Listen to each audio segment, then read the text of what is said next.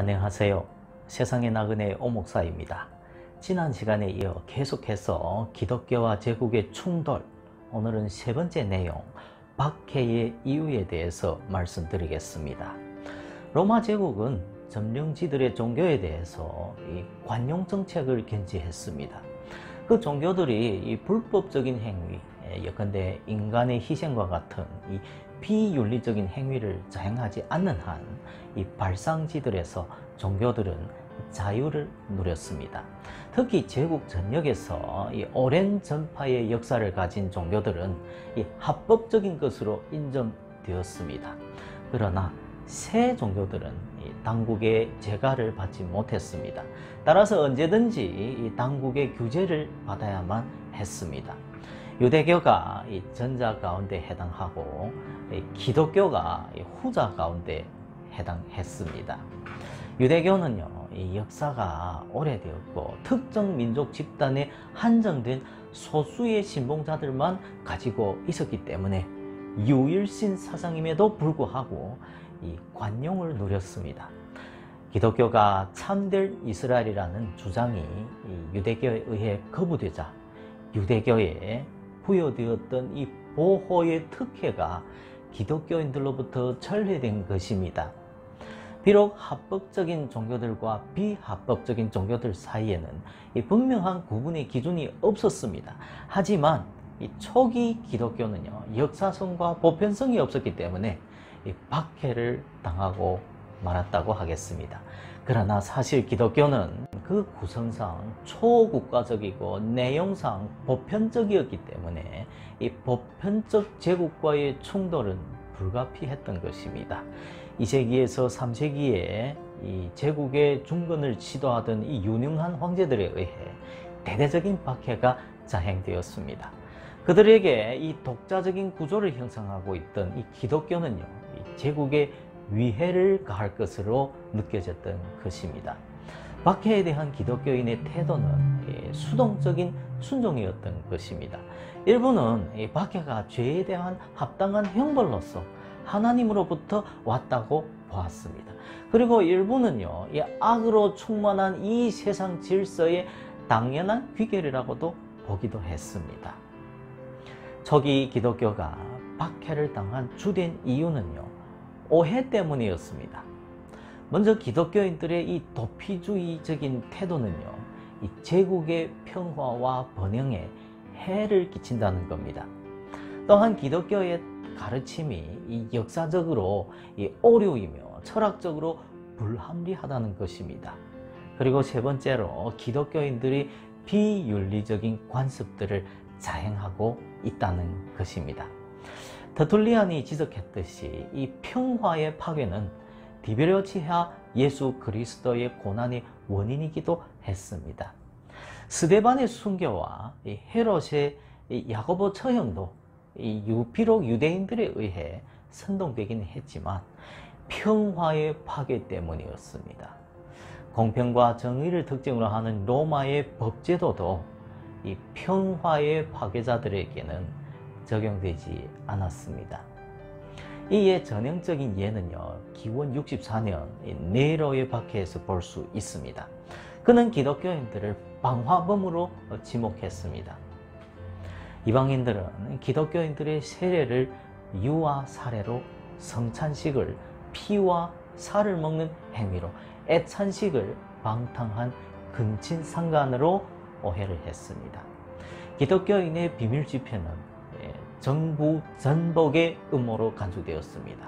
실제로 이 드루이드파는 산 인간을 희생제물로 드렸으며 미래 종교 가운데 하나인 이 데모는요, 방탕한 축제를 즐겼고 영지주의의 한 파인 이 카포크라테스주의자들은요, 근친상간 행위를 자행했습니다. 알렉산드리아의 클레멘트에 따르면 이방인들은 누가 진정한 기독교인들이고 누가 이단인지 구분하지를 못했습니다. 일부 이방 정인들은 이 고문에 대한 두려움 때문에 기독교인들 사이에 이러한 비행이 자행되었다고 고백했습니다. 어떻든 이로 인해 대중들의 적개심이 고조되었습니다. 그러나 어떤 이방 저술가들도 이 특정 기독교인들이 구체적으로 이러한 비행을 저질렀다고 밝힌 적이 없습니다. 로마인들에게 기독교인들은 이방인들과 유대인들을 제외시키고 자기들끼리만 소위 제3의 인종을 형성하는 것으로 보았습니다. 기독교인들은 대중적인 모임이나 축제 그리고 제의에 참석하지 않았습니다. 이들은 검투사들의 싸움이 잔인함으로 이 참관을 금지했으며 연극의 음탕함으로 이에 관람을 금했습니다. 기독교인들 사이에 이 분쟁이 일어날 경우 세상 법정에 호소하기보다 감독에게 가서 해결했습니다. 따라서 이방인들은 이들의 이 다른 인종을 혐오하는 존재라고 생각했던 것입니다. 타키투스는 이 네로의 박해의 진정한 동기는요, 방화가 아니라 인류에 대한 혐오 때문이었다고 기록하고 있습니다. 그리스도인들은 인류를 증오하는 무리들이므로 쓰려버려야 할 인류의 쓰레기라는 것입니다. 이는 마술사들에 대한 죄목이었습니다. 성만찬과 세례를 마술적, 주술적 행위로 보았던 것입니다. 옥타비우스에 따르면 로마인들의 눈에 기독교인들은 이 제국의 연합을 저해하는 자들로 보았습니다. 당신네들은 신사들의 즐거움을 거부하고 공공의 축제에 참여하지도 않는다. 당신들은 이 신성한 게임들, 희생 제물로 드려진 고기, 그리고 제단에 부어진 거주들을 거부한다. 예컨대 초기 기독교인들 사이의 이 결속성은요, 이방인들의 눈에 인간 혐오주의로 여겼습니다.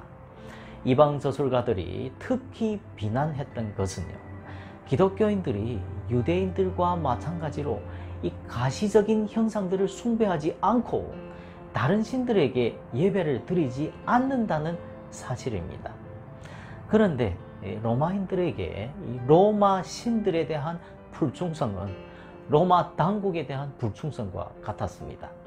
도미티안 지하의 박해가 바로 이런 이유 때문이었던 것입니다. 로마인들과 그리스인들은 종교와 국가, 공공의 제의에 대한 예배와 애국심을 구분하지 않았습니다. 호모나 이 바지를 단순히 고전으로 가르친 것이 아니라 종교 교과서로 가르쳤습니다. 고대 국가들에서 번영은 신들의 가호 때문이라고 생각했습니다. 전쟁도 이 수호신들끼리의 전쟁으로 이해했습니다. 그런데 로마 제국의 말기에 이 변방에서 이민족들을 방어하지 못하게 되자 국방력의 약화를 국가 제의를 거부하던 기독교인의 탓으로 돌렸습니다. 터툴리안의 기록은 참고할 만합니다. 데베르강 수위가 성벽들만큼 높아지고 나일강이 광야의 물을 범람시키지 않고 지진이 발생하고 기근과 역경이 생기면 기독교인들을 사자에게로 라고 소리쳤다. 예컨대 로마 제국이 겪던 모든 재앙의 원인은 기독교인들이 로마의 신들을 섬기지 않아서 그렇다고 생각했습니다.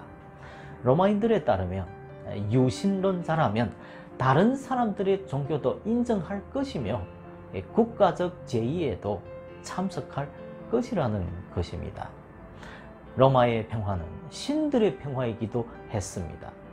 이러한 사상은 그들의 만신전에서 잘 나타납니다.